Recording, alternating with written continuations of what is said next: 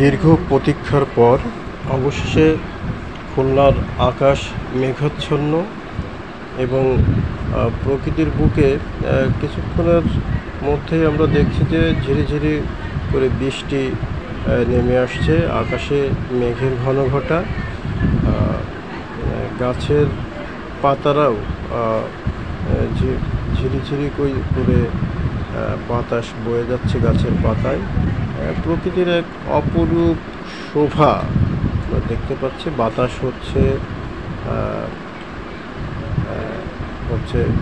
এখানে বিদ্যুতের একটি পোল।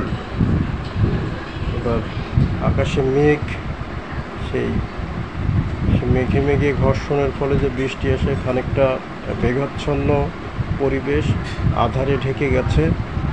তো এভাবেই এই দীর্ঘ প্রতীক্ষার পর যে বৃষ্টি নেমে এসেছে, বৃষ্টি নেমে আসার পরই জনজীবনে কিছুটা হলেও স্বস্তি ফিরে এসেছে। তো